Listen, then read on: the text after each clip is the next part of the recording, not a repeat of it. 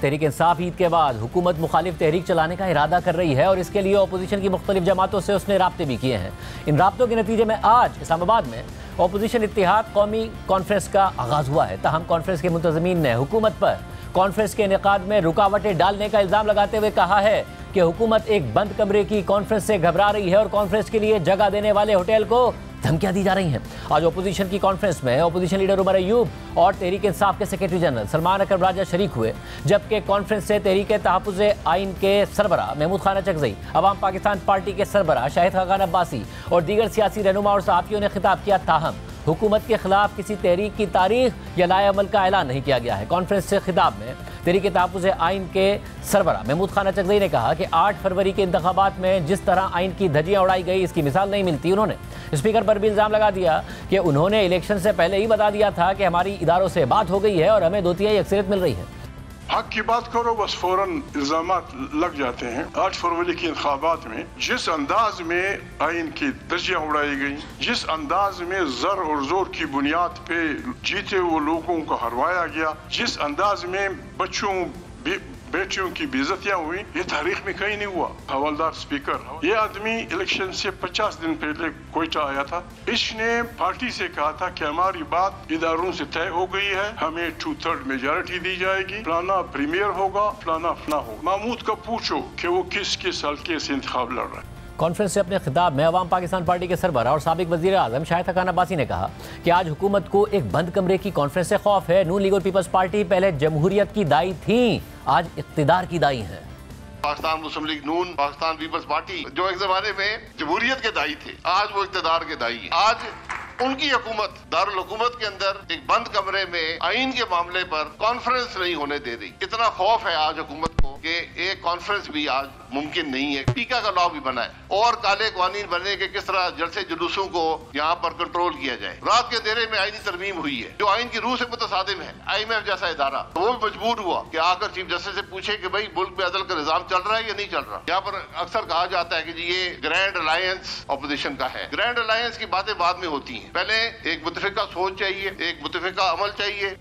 Opposition क़यादत ने हुकूमत पर कॉन्फ्रेंस के इनेकाद में रुकावट डालने का इल्ज़ाम भी लगा दिया है और कॉन्फ्रेंस के बाद शाहिद खान अब्बासी ने कहा कि जिस होटल में कॉन्फ्रेंस के लिए बुकिंग की गई है उस होटल को इंतज़ामिया की जानिब से जुर्माने की धमकी दे दी गई है, जिसके बाद होटल इंतज़ामिया ने हमें कल कॉन्फ्रेंस के लिए जगह देने से मुआज़रत कर ली है। जबकि अपोजिशन लीडर उमर अयूब ने कहा कि मैं इस पर चीफ जस्टिस का दरवाज़ा खटखटाऊंगा।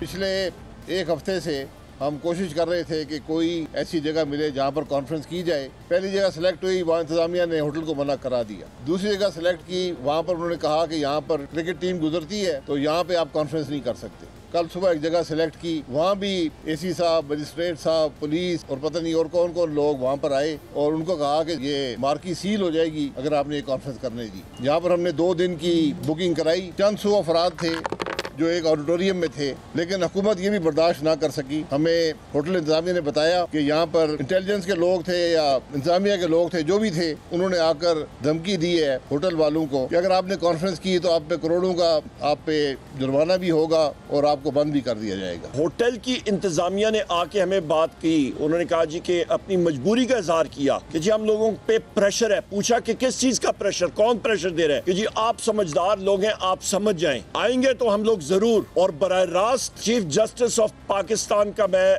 हैसियत ऑपोजिशन लीडर दरवाजा खटखटाऊंगा। इस सूरत पर बात करेंगे अवाम पाकिस्तान पार्टी के सरबराह और साबिक वज़ीर आज़म शाहिद खान अब्बासी साहब हमारे साथ मौजूद हैं। भाई साहब बहुत शुक्रिया हमें ज्वाइन करने के लिए। अब अगर कल के लिए कह दिया गया है, जो आप लोगों की तरफ से कहा गया कि होटल आपको ना करने दे कॉन्फ्रेंस, क्या करेंगे आप? देखिए, हमने तो कल सुबह 10 बजे वहाँ पर हॉल बुक किया हुआ है। हम जाएंगे वहाँ पर, फिर देखते हैं कि इंतज़ामिया क्या कहती है और हुकूमत क्या कहती है।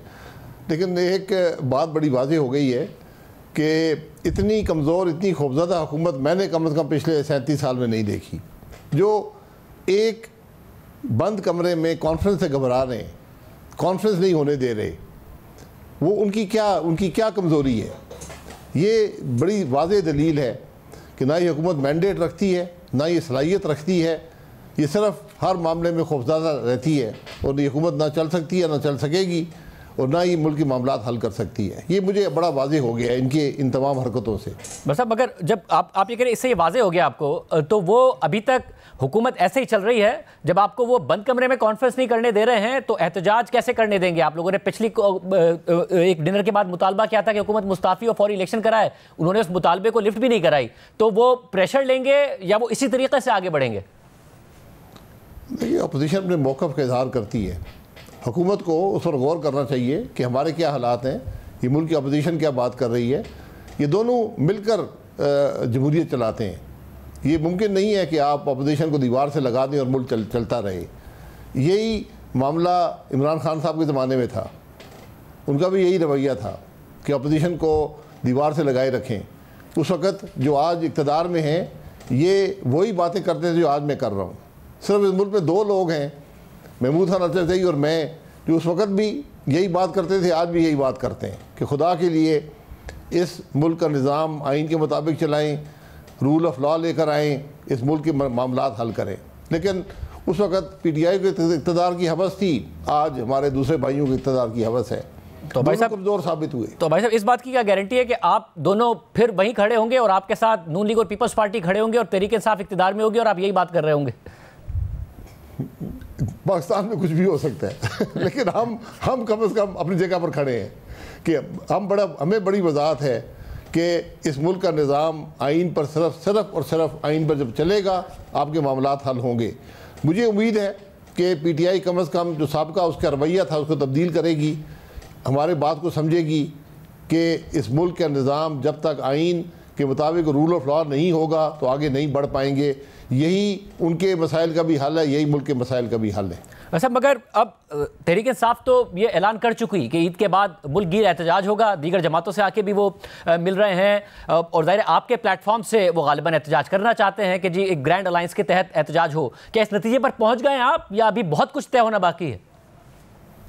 नहीं, देखें, ये तो ग्रैंड अलायंस नहीं है, तो एक कॉन्फ्रेंस थी एक नुक्ते पर, आइन की बालादस्ती और कानून की हुक्मरानी पर। उसके बाद हमने कोशिश ये कर रहे हैं कि कम से कम जो नुकात जिन पर इत्तफाक हो सकता है अपोजिशन का, वो इत्तफाक हो और अपोजिशन एक मुतफ़िका सोच रखे और उसके मुताबिक चले। क्योंकि पिछले 1 साल में जहाँ हुकूमत ने कोई काम नहीं किया, वहाँ अपोजिशन ने भी कोई काम नहीं किया।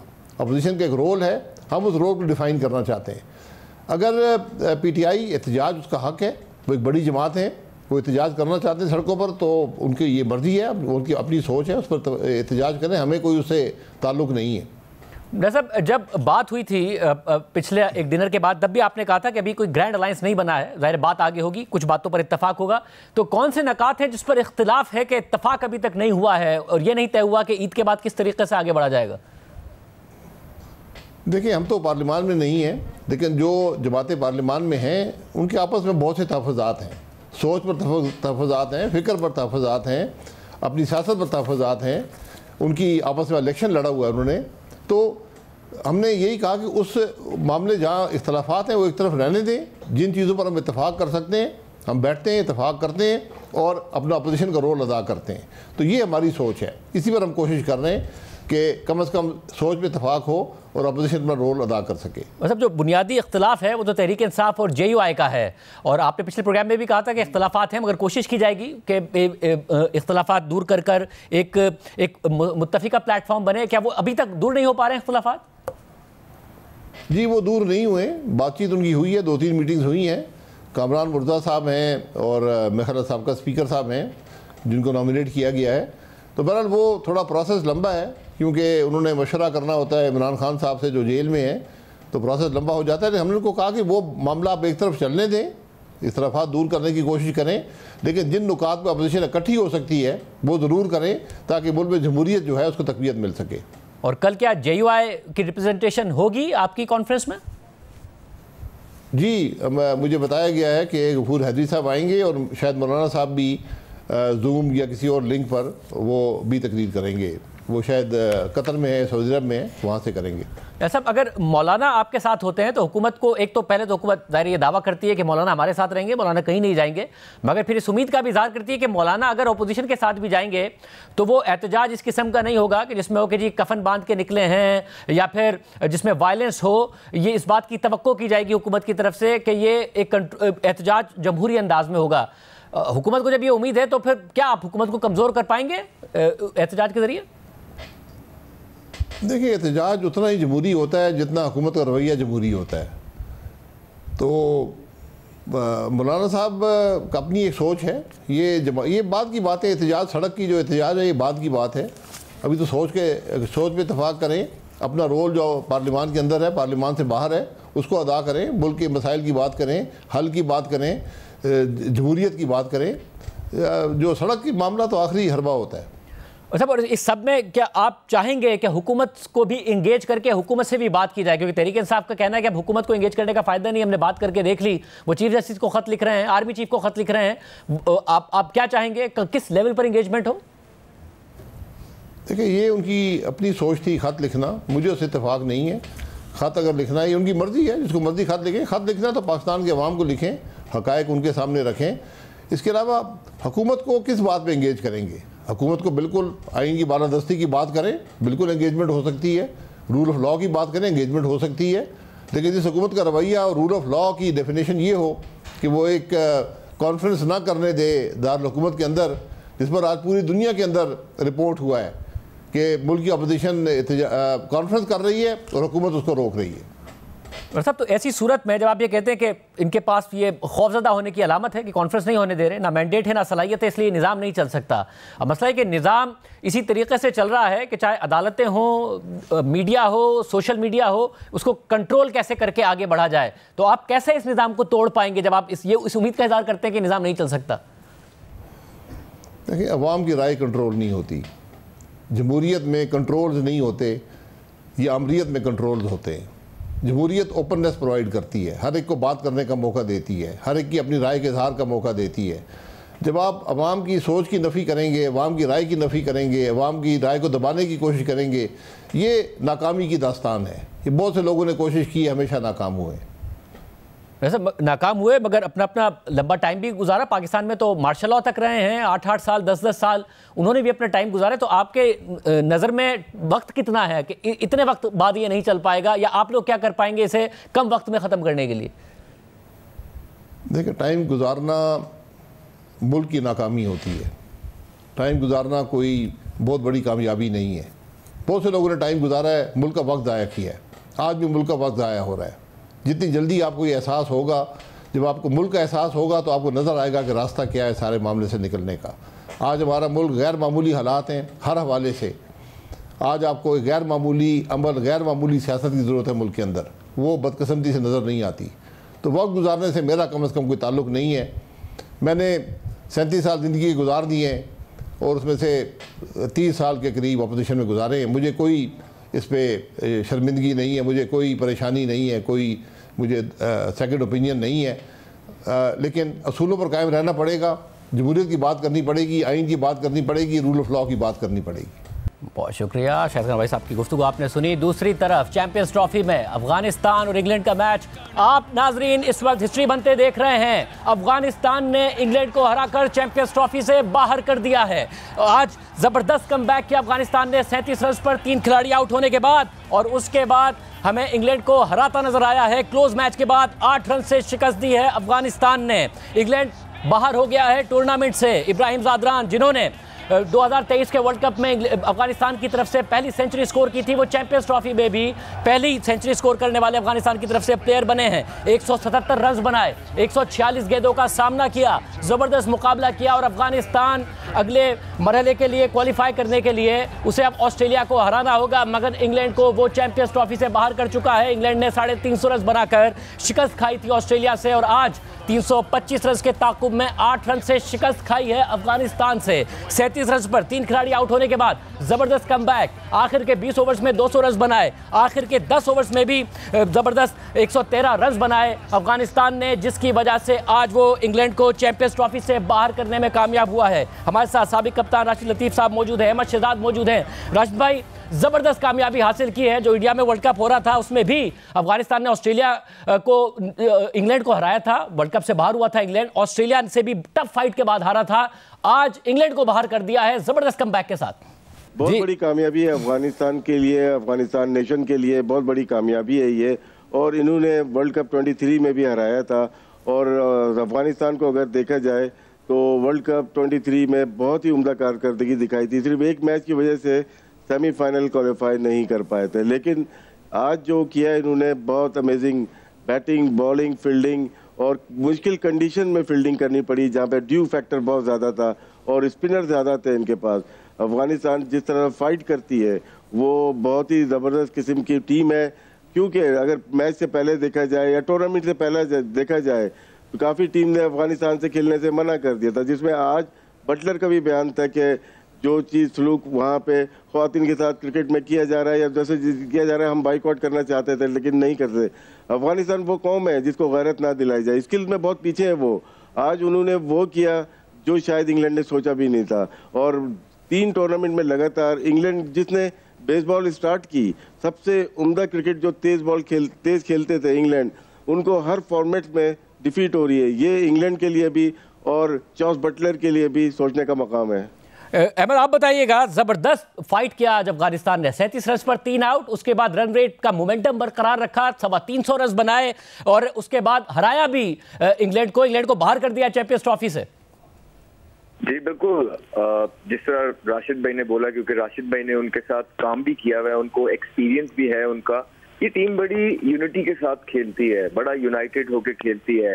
बेशक इनके स्किल लेवल या इनका कॉम्बिनेशन उस तरह का नहीं है जो बाकी जिस शायद इंग्लैंड का हो, लेकिन इनमें जीतने की चाह बहुत ज्यादा है। ये बड़े मेहनती लोग हैं, ये चाहते हैं कि अपने मुल्क की क्रिकेट ऊपर लेके जाए, टीम के लिए खेलते हैं, अपने लिए नहीं खेलते हैं। और जो लोग टीम के लिए खेलते हैं, पैशन के साथ खेलते हैं, रिजल्ट फिर इसी तरह के आते हैं। कोई सोच भी नहीं रहा था यहाँ पे, मतलब जब हमारी से बात हो रही थी किसी की भी, सब नहीं इंग्लैंड तो हरा ही देगा, लेकिन नहीं, अफगानिस्तान ने आज बहुत सारे लोगों को गलत साबित किया है। जो परफॉर्मेंसेज आज अफगानिस्तान ने दी हैं ये हिस्टोरिक हैं और ये सदियों याद रखी जाएंगी। अब जिस फॉर्म के अंदर अफगानिस्तान आ गया है, आई थिंक एक मैच और जीतेंगे, जो कि मोस्ट प्रॉब्ली मुझे अभी भी लगता है, क्योंकि जब मेरे से पहले पूछा गया था कि आपकी फेवरेट 4 टीमें कौन सी हैं, मैंने उसमें एक अफगानिस्तान का नाम बिल्कुल लिया है। और वो इसी वजह से लिया है क्योंकि मुझे लगता है कि ये डेंजरस टीम है एशिया के अंदर, और यू नेवर नो कि अगला मैच जीत के ये सेमीफाइनल में भी आपको क्वालिफाई होता हुआ नजर आए।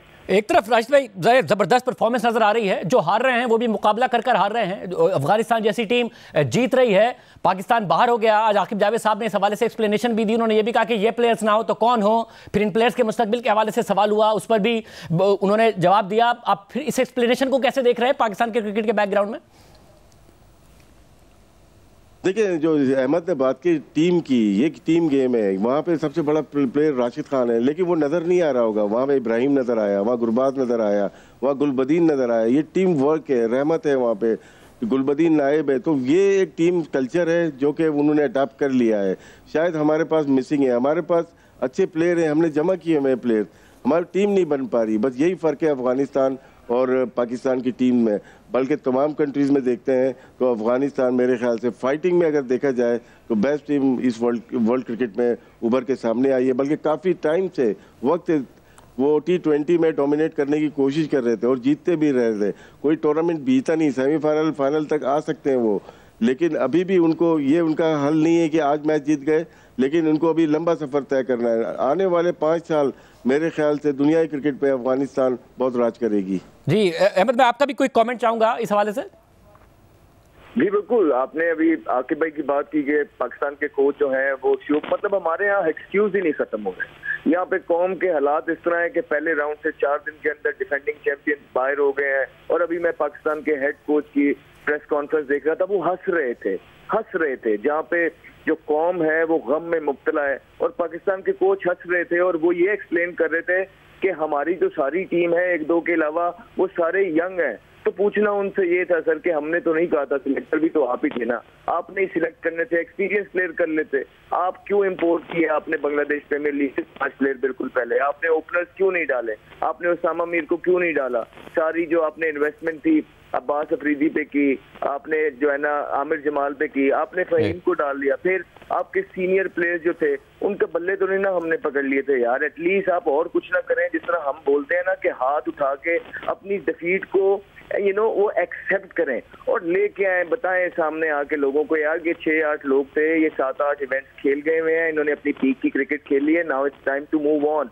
अनफॉर्चुनेटली एक दफा फिर पाकिस्तान के हेड कोच की तरफ से एक्सक्यूजेस भरी एक प्रेस कॉन्फ्रेंस सुनने के लिए मिली और उसमें उनको हंसता देख के पाके पूरी कौम के दिल जो है मायूस हुए। बहुत शुक्रिया। एक तरफ अफगानिस्तान को जीत की खुशी की खबर मिली है, पाकिस्तानी शायकीन को एक्सक्यूजेस मिल रहे हैं, पाकिस्तान की टीम ने बुरा परफॉर्म किया, आउट हो गई है, इंग्लैंड भी आज आउट हो गया है, अफगानिस्तान को ऑस्ट्रेलिया को हराना है अगर सेमीफाइनल में पहुंचना है। प्रोग्राम ब्रेक शामिल करते हैं, बस जारी रखें।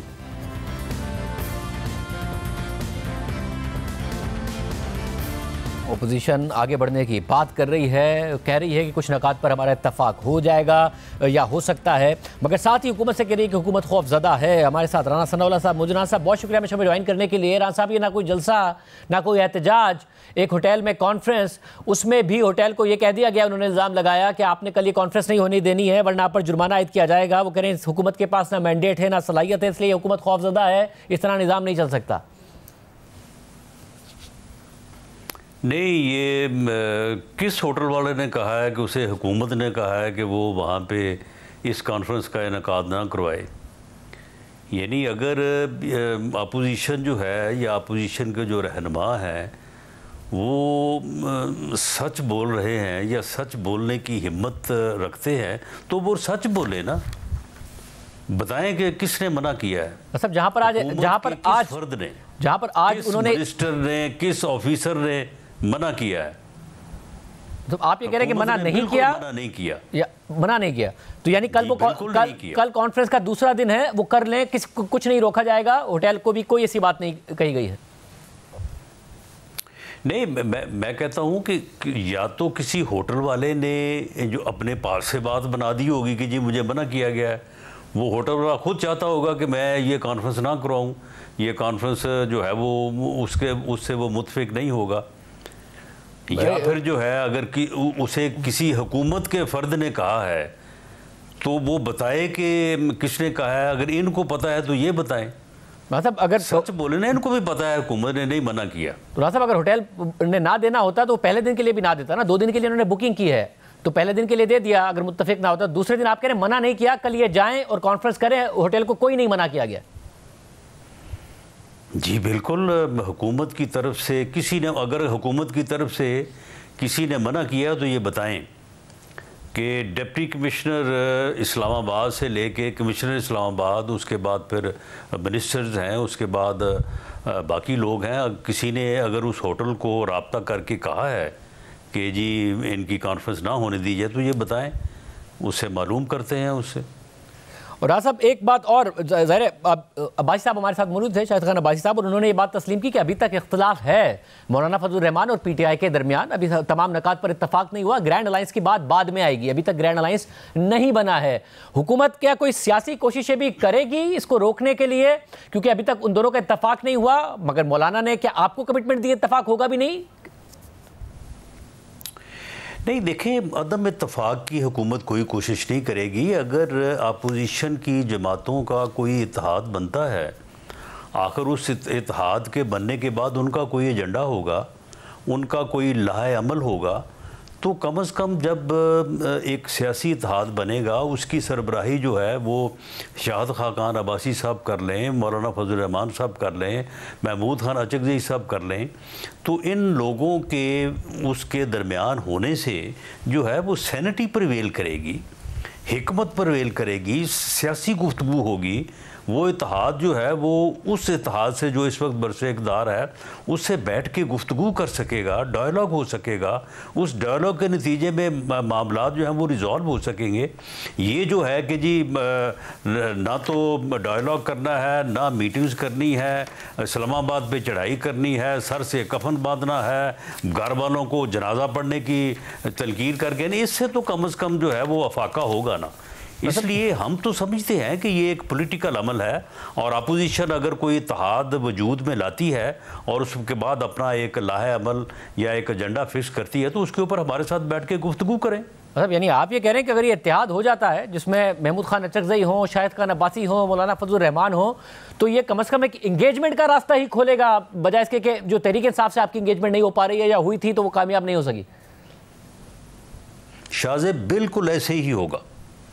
ये मैं आपको यानी यकीन दिलाता हूँ कि ये लोग जो हैं जिनका मैंने नाम लिया या कुछ और लोग भी हैं जो कि मामला फ़हम है, ये लोग अगर आगे आएंगे तो फिर कम से कम जो है वो एक सैनिटी जो है वो प्रीवेल करेगी, एक पॉलिटिकल सेंस जो है वो प्रीवेल करेगी और फिर पीटीआई को भी तो पाबंद होना पड़ेगा ना। ये तो नहीं है कि उनमें से जितने भी उनके लीडर्स हैं सेकंड दर्जे की लीडरशिप है उनसे किसी से बात करें, वो कहते हैं कि जी हम क्या करें, हमारी तो सुनता ही कोई नहीं है। अगर हम ये बात करें मामला फहमी की तो अगली दफ़ा मुलाकात की जो लिस्ट होती है उसमें से हमारा नाम ही काट दिया जाता है, हमारी मुलाकात ही नहीं होती।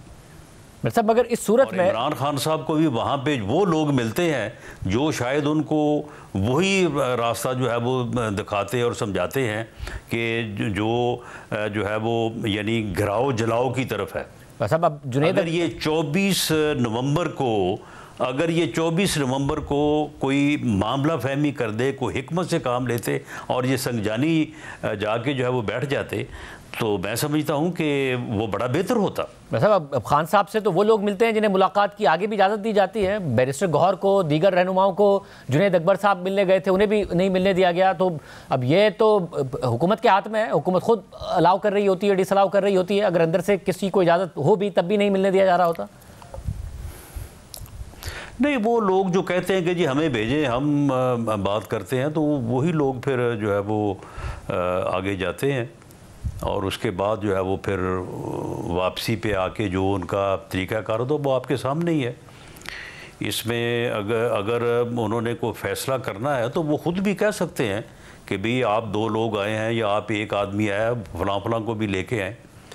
तो वो जो फ़ैसला डी चौक आने का हुआ था 25 और 26 की रात को, वो हमें मालूम है कि वो किस तरह से हुआ और उसमें कौन कौन लोग जो है वो शामिल थे और कौन लोग जो नहीं चाहते थे कि ये मामला जो है ये कोई सुलझाव की तरफ जो है वो चला जाए। ये सारी चीज़ें जो है सभी के सामने हैं। उस पर तो पार्टी के अंदर से भी मौक़िफ़ आ चुका, मगर आप ये कह रहे हैं कि जो तहरीक इंसाफ कॉल दे रही है कि ईद के बाद मुल्क गिर एहतजाज होगा, वो ऑपोजिशन के ग्रैंड अलायंस की सूरत में हो रहा हो, इसका आपको इम्कान नज़र नहीं आ रहा? नहीं, देखें, एक ऐसा एहतजाज जो कि वायलेंट ना हो, जो कि कानून आइन के दायरे में हो, उस एहतजाज से तो कोई नहीं रोकता, वो जमहूरी हक है। किसी जमात को भी जो है वो नहीं रोका जाता। लेकिन पीटीआई का मामला जो है वो बिल्कुल मुख्तलिफ है। पीटीआई वो जमात है कि जिसने जलसे किए, जिसने एहतजाज किए और उसके बाद 9 मई किया, और अब भी इनके जो जलसों में तकारीर होती हैं, जो इनकी तैयारी होती है, वो सारी 9 मई से जो है वो तरीक़ाकार के ऊपर होती है। तो ये डिफरेंस है। अगर ये लोग जो है वो किसी इत्तेहाद का हिस्सा बनेंगे तो कम से कम जो है इनसे ये तवक्को की जा सकेगी कि ये एहतजाज करेंगे तो जमहूरी तरीक़ाकार से करेंगे। और अव्वल तो ये है कि एहतजाज से पहले बैठ के कब गवर्नमेंट ने इनकार किया मामलात के ऊपर जो है वो बात करने से। वज़ीर आज़म ने on the floor of the house आके सबसे हाथ मिलाया, हाल अहवाल पूछा और उसके बाद कहा कि जी आएँ बैठें। चार्टर ऑफ इकॉनमी से लेके जेल तक जिस मसले के ऊपर आपने बात करनी है, मैं आपके साथ बैठने बात करने को तैयार हूँ। क्या जवाब दिया उस वक्त leader of the opposition Omar Ayub sahab ने? मैं साहब बहुत शुक्रिया। राना सरोवर साहब हमारे साथ मौजूद थे। हुकूमत परेशान नहीं हो रही है, बल्कि ये बात करिए अगर एक ग्रैंड अलायंस अपोजिशन का बन जाता है तो मुज़ाकरात के लिए भी और प्रोटेस्ट के लिए भी एक जमहूरी तरीका होगा जिससे हुकूमत परेशान नज़र नहीं आ रही है। अब देखते हैं आगे मामला कैसे बढ़ते हैं। खुद तहरीक इंसाफ के अंदर इख्तलाफ, अब शेर अफजल मरवत साहब को फारिग कर दिया गया है इमरान खान साहब की तरफ से, उनके अकाउंट की तरफ से ट्वीट भी कर दिया गया है। क्या कहेंगे मरवत साहब, क्या करेंगे मरवत साहब? एक ब्रेक के बाद उनसे पूछते हैं।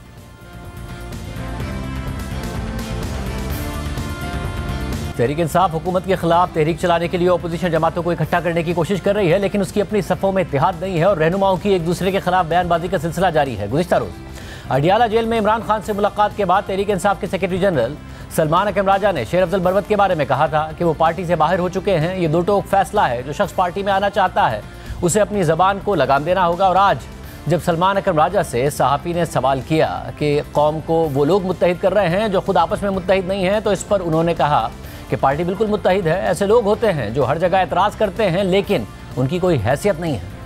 जब आपने मुत्तहिद होने की बात की, कौम मुत्तहिद हो जाएगी, क्या वो रहे जिनके अपनी पार्टी मुत्तहिद नहीं है, ऐसा तदाद क्यों? नहीं, ऐसा कुछ नहीं है, बिल्कुल पार्टी मुत्तहिद है। देखिए होता ये है, कोई एक दो बंदे बात करते हैं, मीडिया में आप उनको ला के बिठा देते हैं, उससे एक तासुर पैदा किया जाता है कि पार्टी मुत्तहिद नहीं है। बिल्कुल मुत्तहिद है। होते हैं लोग हर जगह जो एतराज़ करते हैं, उनकी कोई हैसियत नहीं होती। पार्टी बिल्कुल मुत्तहिद है।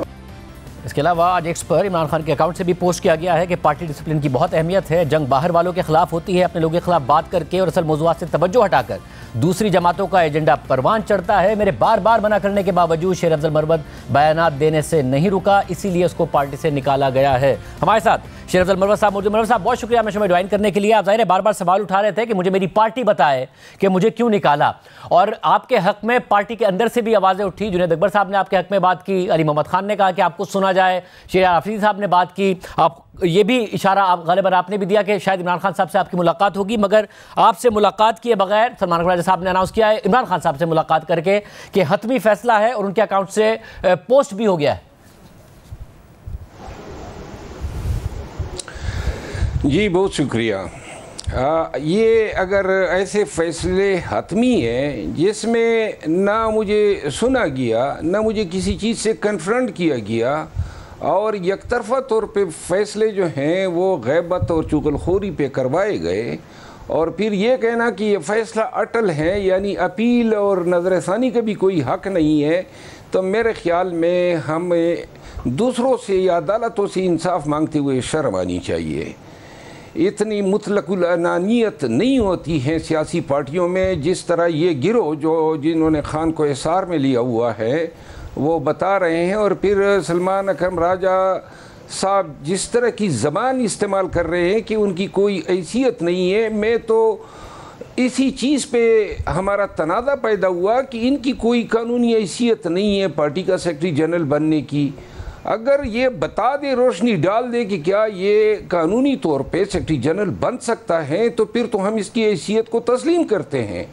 बसूरत दीगर जो है गैर कानूनी हैसियत वाला शख्स जो है वो कोई मानी नहीं रखता है। जहाँ तक उन्होंने बात की माफ़ी मांगने की या ज़बान बंदी की, मैं तकाज़ा करता हूँ कि इन जैसे लोगों की ईमा पे चुगलखोरी और गैबत के ज़रिए पार्टी को नाकाबिल तलाफ़ी नुकसान पहुँचाया गया, और मेरा डिमांड है कि मुझसे माफ़ी तलब की जाए। मुझे ना मैंने कोई अर्ज़ी भेजी है, न मैं इस बेतौकीरी पे कोई कंप्रोमाइज़ कर सकता हूँ। तो लिहाजा अगर खान साहब का ये फ़ैसला है जो ये बता रहे हैं, तो मैं इस अटल फैसले को कबूल करता हूँ, और फिलवक्त में 3 माह के लिए पार्टी की तमाम सरगर्मियों से लाताल्लुकी का इजहार करता हूँ। किसी पार्टी की किसी कार्रवाई जलसे जुलूस एहतजाज में मैं शरीक नहीं हूँगा।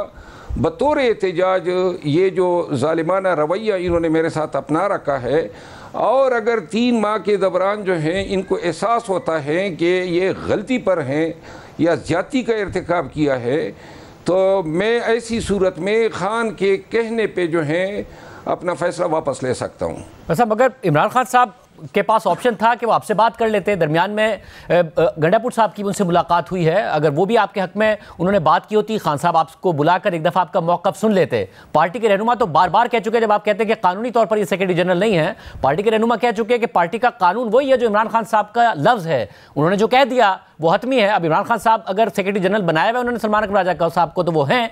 क्या आपका तस्लीम ना करना आपके लिए मसाइल का बाइस बन रहा है, जिसकी वजह से इमरान खान साहब आपसे मिले भी नहीं, पार्टी रहनुमाओं के कहने के बावजूद उन्होंने आपको सुना भी नहीं और अपना फैसला बरकरार रखा? मेरा ख्याल है खान साहब का ही दिया गया सबक है कि हम कोई ग़ुलाम हैं, और खान साहब ने ही कहा है कि अगर मैं भी गलत फ़ैसला करूं तो इस पर भी सवाल उठाएं। जब आईन जो है पार्टी का खान ने बनाया है, उस आईन के तहत और इलेक्शन लॉस के तहत ये हज़रत सेक्रेटरी जनरल नहीं बन सकता है, तो फिर इसकी बनाने की तुक समझ नहीं आती है, क्योंकि ये कहता है कि मैं डिफेक्टिव सेक्रेटरी जनरल हूँ। डिफेक्टिव जो है गासिब को कहते हैं। जहाँ तक खान साहब ने मुझे नहीं सुना, तो इस हवाले से मैं सिर्फ गिला ही कर सकता हूँ, क्योंकि खान साहब जो हैं इंसाफ के तकाज़ों को मलहूज़ खातिर उनको रखना चाहिए। किसी शख्स को कंडेम अनहर्ड नहीं किया जा सकता। ये जो लोग कह रहे हैं कि खान साहब का अटल फ़ैसला है, मैं पूरे वसूख से और यकीन से कहता हूँ कि ये झूठ बोल रहे हैं। खान साहब से जब भी मैं मिला, हमारी आंखों में बात होगी, और ये जो साजिश हैं, ये जो गैबत की बुनियाद पे इन्होंने जितना ये ड्रामा किया है, ये इसी तरह ख़त्म होगा जिस तरह पहले 2 दफ़ा ख़त्म हुआ है। मगर साहब, कौन रोक सकता है इमरान खान साहब से को ये कहने से कि मैं पहले शेर अफजल मरवत से मिलूंगा फिर फैसला करूंगा? जब आप कहते हैं कि अटल नहीं है और मैं जब भी मिला आंखों में हमारी ये बात हो गई, तो उन्हें रोक तो कोई नहीं सकता था। वो कहते हैं कि मैं मिलूंगा फिर फैसला करूंगा, सहाफ़ियों से भी बात करते हैं, वो पार्टी के वकला से भी, तो कोई ना कोई बात तो है जो उन्हें खुद बुरी लगी है, बजाय इसके कि ये कहा जाए कि उनके कान भरे गए। देखिए, इसमें कोई गलत बयानी नहीं होगी कि खान साहब ने मुझे कहा था कई दफ़ा कि आप जो हैं अपने पार्टी के मेंबर्स के ख़िलाफ़ बयानबाजी से परहेज़ करें, लेकिन खान साहब को मैं कहता आया हूँ कि जब ये अपने पार्टी के लोग मेरे ख़िलाफ़ बयान देंगे तो जवाब जो है वो देने पे ये मुझे मजबूर कर देते हैं। मैं तो आज भी इस पे तैयार हूँ कि कोई एहतसाब, कोई इंक्वायरी कमेटी ज़रा देख लें कि एग्रेशन मैंने की है, इन लोगों ने की है। पार्टी में होने का ये मतलब नहीं है कि हर एरा गैरा मुंह उठाए मेरे ख़िलाफ़ बयान दाग दें और फिर ये तवक्को रखें कि मैं खामोश बैठूँगा। सबसे अहम इज़्ज़त नफ़स है, और जहाँ भी इज़्ज़त नफ़स बार बार मजरूह होगी तो मेरा ख्याल नहीं है कि मैं कोई गलत कर रहा हूँ, और मैं इससे आइंदा के लिए भी बाज नहीं आऊँगा। अगर पार्टी में लेते भी हैं तो मैं ये वादे करना चाहता हूँ कि मेरे ख़िलाफ़ बयानबाजी से अगर परहेज़ नहीं किया गया तो मैं मुस्तक़बिल में भी जवाब देता रहूँगा। वैसे मगर ये बताइए कि जब आप 3 महीने वाली बात कर रहे हैं, क्या वो इसलिए कर रहे हैं, आपको पता है इस पार्टी में अप्स एंड डाउन्स कैसे होते हैं? 3 महीने पहले तक गंडापुर साहब बहुत अहम थे, कुछ और लोग बहुत अहम थे, अब गैर अहम हो गए हैं, तो आपको ये लग रहा है कि 3 महीने बाद फिर पार्टी में वही अप एंड डाउन आएगा, फिर आपकी ज़रूरत पड़ेगी, फिर आपसे रब्ता किया जाएगा? जो हमारी पार्टी में फ़ैसला साजी के लिए जो कल्चर बन चुका है, और ज़्यादातर फ़ैसले जो हैं वो गैबत पे या झूठ पे या फिर कुसर पुसर पे हो रहे हैं, और इसने जो है लोगों की इस पार्टी में तकदीर को इंतहाई अनप्रिडिक्टेबल बना दिया है। कोई भी शख्स जो है इन चीज़ों से महफूज नहीं है, न किसी का मुस्तकबिल। अलबत्ता एक चीज़ वाज़ेह होती है कि खान एतमाद तो करता है एक महदूद मुद्दत के लिए ऐसे लोगों पे, लेकिन जब ये नताइज न दे पाते हैं तो उनको फिर दूर भी बहुत जल्द करता है। मैं समझता हूँ कि 3 माह के अंदर जो लोग खान को जो है ट्रक की बत्ती के पीछे लगाने की कोशिश कर रहे हैं, उनका किरदार, उनकी कारकर्दगी और उनकी खान के काज के लिए कोई कुर्बानी जो है वो सामने आ जाएगी, और ये लोग जो आज करता दरता बने हुए हैं, मेरा ख्याल है 3 माह के बाद इनकी गर्द भी नहीं होगी। अच्छा, मगर आप जब कहते हैं कि ग़ीबत पर, झूठ पर, तकब्बुर, मुतलिकुल अनानियत इस वक्त पार्टी में है, तो ये सारी बातें तो आप फिर इमरान खान साहब के बारे में कर रहे हैं। वो झूठ और ग़ीबत को सुन लेते हैं, फैसले फिर वो कर देते हैं, तो ये और किसके बारे में आप बात कर रहे हैं? नहीं, मैं तो उन लोगों के बारे में कह रहा हूँ जो कि खान को मिसगाइड कर रहे हैं। देखिए, पार्टी से वफादारी का हक ये है ना कि एक शख्स जो नज़रबंद हैं, 575 अयाम हो गए हैं, उनकी उम्र 73-74 साल है, उनकी महदूद रसाई है लोगों तक और मखसूस लोगों तक, फीडबैक उनके पास नहीं आ रहा है, पार्टी के अकाबिरीन के साथ उनकी मुलाकात इस तरह नहीं है। तो लिहाजा इन हालात में मैं खान साहब को जो है कोई दोष या कोई इल्ज़ाम एट्रीब्यूट नहीं कर सकता हूँ। ऐसे हालात में ऐसे ही फैसले करवाए जा सकते हैं। और मैं वाज़ेह कर दूँ कि माजी में भी पार्टी में अगर गलत फैसले हुए हैं और गलत फैसलों पे हमने या पार्टी के लोगों ने आवाज़ नहीं उठाई है, तो इसने जवाब या जन्म दिया है उन गलतियों की रिपीटिशन का। तो मैं ये समझता हूँ कि मेरा इल्ज़ाम खान साहब के लिए नहीं है। खान साहब मेरे लीडर हैं। खान साहब की वजह से आज भी मैं अपने आप को PTI का कहता हूँ, वरना इतनी बार बार रद्द मुस्तरद किए जाने के बाद जो है मैं आसानी से कह सकता था कि मेरे रास्ते अलहदा हो गए हैं। लेकिन आज भी खान की कदर और ख़ान की साथ उल्फत जो है मेरे दिल में है। और मैं नहीं चाहता हूँ कि खान को इस वक्त जो है जब इनको ज़रूरत है, मैं आगे देख रहा हूँ ना एहतजाज के लिए क़यादत जो है अली अमीन ख़ान जो है उसको भी खोटे लाइन लगाया जा चुका है। और साथ में गिलगित बल्तिस्तान में भी इलेक्शन आ रहे हैं। मुझे कोई ऐसा फ़र्द नज़र नहीं आ रहा है जो इन जिम्मेदारियों से नंबरदाज़मा हो सके। खान को बहुत बड़ी मायूसी होगी इन लोगों से जो आजकल खान साहब को लारे लगाए हुए हैं। वैसा मगर जब आप कहते हैं कि पार्टी के कुछ लोग, कुछ ऐसे भी तो लोग होंगे ना पार्टी में जो आपके हामी हैं, जो अगर पब्लिकली बोल रहे हैं तो खान साहब से मुलाकात करके भी गड्ढापुर साहब हों या फिर ज़ाहिर अभी पिछले दिनों कुछ मुलाकात नहीं हुई है दीगर रहनुमाओं की भी कि वो बात कर सके, जुनैद अकबर साहब मिलने गए नहीं मिल सके, आपको लगता है उनकी जब मुलाकात हो गई तो खान साहब का ओपिनियन बदल जाएगा? देखिए, जुनैद अकबर ख़ान को, अली अमीन ख़ान को, पार्टी के अकाबिरीन को एक चीज़ का इदराक है कि बावजूद इसके कि बार बार मुझे निकाले जाने के फ़ैसले हुए, लेकिन पाकिस्तान तहरीक इंसाफ के वर्कर्स बिलखसूस उन लाखों लोगों ने इन फ़ैसलों को कभी जो है दुरुस्त तस्लीम नहीं किया जो लोग 9 मई के बाद मेरे साथ निकले थे। यही वजह है कि हर जलसे में, पार्टी के हर रैली में इन मज़ालिब के ख़िलाफ़ वर्कर ही आवाज़ उठाते हैं। आज भी हमारे तमाम अकाबिरीन को इल्म है कि इस फैसले को वर्कर्स ने जो है ज़हनी तौर पर नहीं माना है और उनको ये इदराक है कि ये फ़ैसला जो है खान से ऐसे हालात में लिया जाता है और ऐसे अंदाज में कि खान साहब जो हैं वो सही क़ुव्वत फ़ैसला एक्सरसाइज नहीं कर पाते हैं। लिहाजा ये चीज़ फिर जो अकाबिरीन मेरे लिए आवाज़ उठा रहे हैं उनको इल्म है। हमने इकट्ठे कैंपेन की, मारे कई तकालीफ उठाई है और उनको पता है कि पार्टी को मेरी ज़रूरत है और उनको ये एतमाद है कि चाहे कितना ही कड़ा वक्त क्यों ना आए, मेरा ख्याल है कि ये लोग माजी में भी मुझ पर एतमाद कर चुके हैं और आइंदा के लिए भी इनकी तवक्को है। तो इन तमाम हालात के पस मंज़र में मैं ये समझता हूँ कि खान साहब के पास ऐसे भी चंद एक आवाज़ ऐसी भी जा रही है या जाएंगी या पहुंच रही हैं जो उनको जो है सही रहनुमाई दे सकेंगे और उनको बताएंगे कि उनके इस फैसले से पार्टी की सियासत पे क्या असरात मुरतब हो रहे हैं। मतलब अगर वहाँ से ये मुतालबा आ गया कि आप कौमी असम्बली से भी मुस्ताफ़ी हों, फिर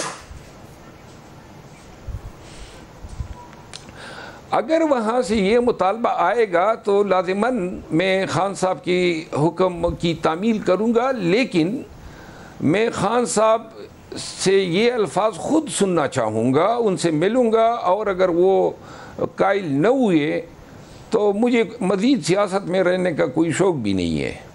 वैसे भी जो है जो लोग मेरे बार बार गिराने का सबब बन रहे हैं वो उनकी जो वो कहते हैं ना, अंधे को जब नज़र आने लगता है तो सबसे पहले वो उसी लाठी को तोड़ता है जिसके सहारे वो पहले चलता फिरता है। मैं ये समझता हूँ कि बार बार जो मेरे साथ हुआ, आइंदा के लिए भी अगर इतनी कुर्बानियों के बावजूद मेरा यही मुस्तकबिल है और आइंदा भी अगर मैं लाख कुर्बानियाँ दूँ, लेकिन जो मेरे साथ हो गया इसने मुझे बड़ी तलख असबाक सिखाए हैं और शायद आइंदा के लिए मैं बड़ा सोच समझ के अपना सियासी किरदार पार्टी के अंदर अदा करूँगा। बहुत शुक्रिया। आज के प्रोग्राम में इतना ही। अल्लाह हाफ़िज़।